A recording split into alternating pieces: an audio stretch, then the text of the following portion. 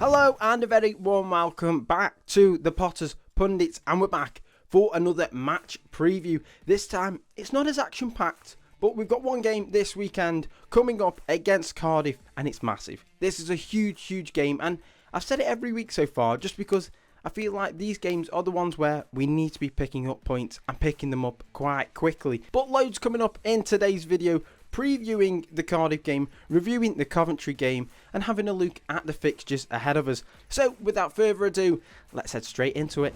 A real tough one to take for Stoke fans, because for me, it wasn't as though it was a poor display, and I didn't feel like we deserved to lose. I really didn't.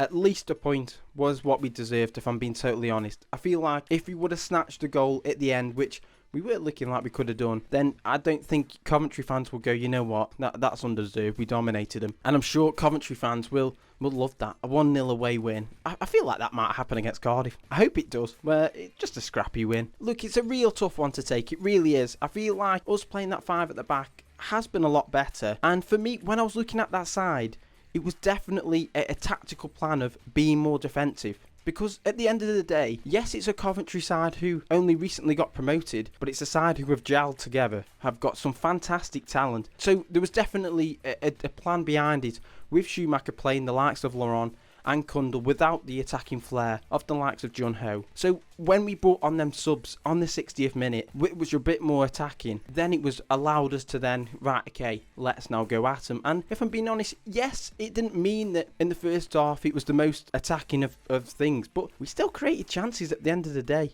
We really did. We created chances. We threatened them, but could we have threatened them more if we had the likes of Jun Ho on the pitch? But fully understood it. I felt like it was a good idea. It worked. It's just such a shame that we didn't get at least a point out of it. I think that's the hard thing about it, because when you go defensive and it works, because we nullified the Coventry attack, and that's the reason why, for me, I don't think Coventry really turned up, because we nullified them. Yes, we did come out defensive, and yes, it's one of them where, oh, I don't want to watch this. But for me, I really liked it. I liked how, you know what, we're not going to have an ego and say, oh, we're Stoke. We allowed them to, understood what we needed to do. Schumacher knows exactly how to work it, and I've got full faith in him. Yes, it's hard to come off the back of a loss, especially at home, but you know what? It's a full week of training for the boys. They've come off the back of a very hard-fought kind of 3 games in a row. But for me, it's going to be interesting to see what happens. When I'm looking at the stats and the league table, it's one of them where I think we're both alike in the sense that Stoke and Cardiff haven't scored enough this season. Cardiff has scored 37, Stoke have scored 30. But the main thing is, Cardiff are sitting in 14th spot with 6 points ahead of us. So the thing is, yes, they haven't maybe put the ball in the back of the net as much as they would have liked, but defensively and in a way seeing out games, they've been able to do it. But if we can win against Cardiff, it would be massive into going into these games with a bit more optimism, a bit more hope that, you know what, we can get points. But if we can't beat teams that are in and around the mid-table spot, then it's not going to be the most kind of amazing confidence booster for the players. But you know what, going up against a Cardiff side who, they've got some good players themselves. The likes of Josh Bowler, Atete, players like that who before have put it in the back of the net, and you know what, if they can kind of work their magic against a team that have been conceding goals recently, you never know. I feel like we'll do well, and for me, my score prediction for this game, I'm going to go for a 1-0 to Stoke. Starting off with the formation for this game.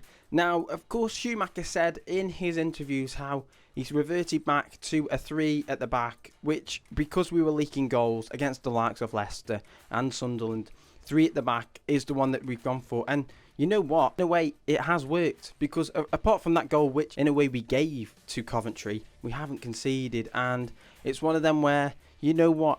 Do you change it because we're against a side that maybe don't score as many goals? Or do you keep it as it is because it's working, because the players are understanding it? So for me, I think you'll keep with the 3-4-2-1 formation. I think it just makes sense. I mean, I understand that 4-3-3 brings that more attacking kind of side to it, which we could do, but the personnel in this kind of 3-4-2-1 could be what then makes him decide to go for that formation.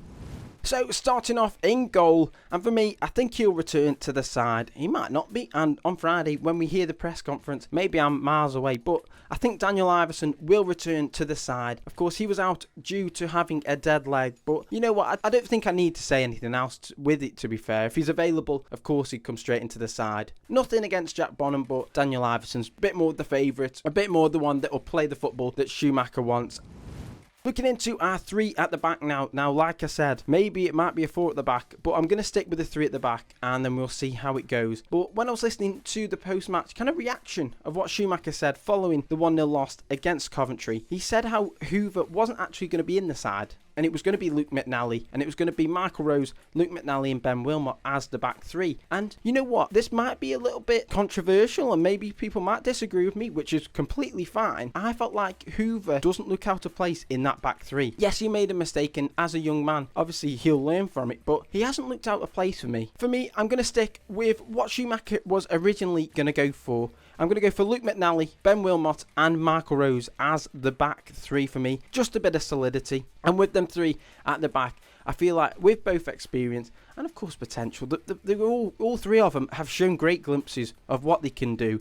They can be solid at the back. Hopefully they can work a partnership, and hopefully we can have another clean sheet away at Cardiff. Moving on to our wing backs now, and it's one of them where do you go defensive and keep what you had against Coventry, or do you go for a bit more of an attacking personnel in the wing backs who might threaten Cardiff a little bit more, or do you keep with a bit more of a defensive minded wing backs who, like we played against Coventry, yes, provided that attacking threat, but also a bit more stable, a little bit more kind of defensively minded. For me, when I'm looking at it, I'm going to stick with the 2 wing backs that played against Coventry. So I'm going to go for Jordan Thompson on the left and Lyndon Gooch on the right. A little bit hard on Shamadou. And for me, I think I might have got this totally wrong. It's, of course, just opinion of what I think Schumacher might go for, but it could be that Lyndon Gooch goes over to the left and Shamadou goes over to the right, who, you know what, isn't going to look out of place. Will be a little bit more attacking on that side. But I'm going to stick with them 2 because they brought kind of the both sides of the table, the defensive and attacking side.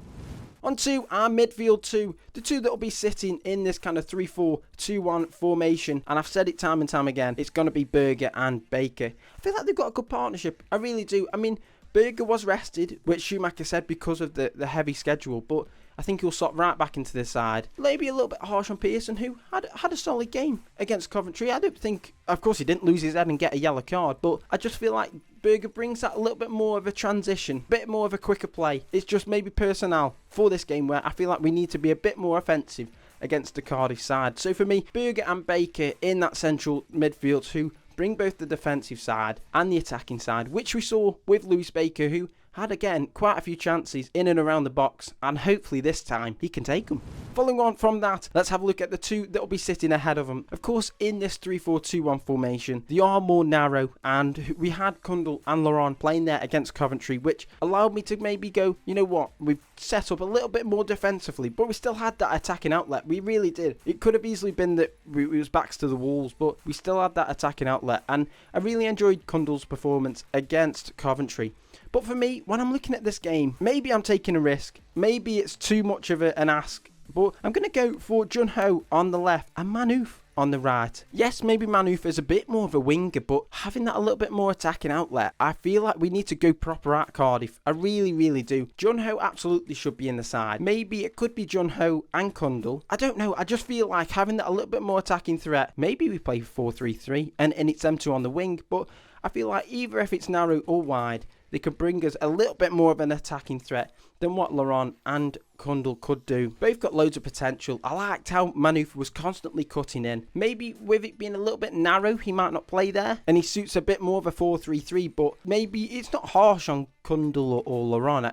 It maybe just a bit more personnel, a bit more of an attacking threat, and Jun Ho and Manouf will absolutely bring that. And then finally, who leads the line for the Potters? And I feel like, you know what, with Lowe, I feel like he had a good game. Maybe some fans might disagree, which it's your opinion, but he held the ball up well. He didn't allow him to be bullied, especially for a young player who is just still learning about the game.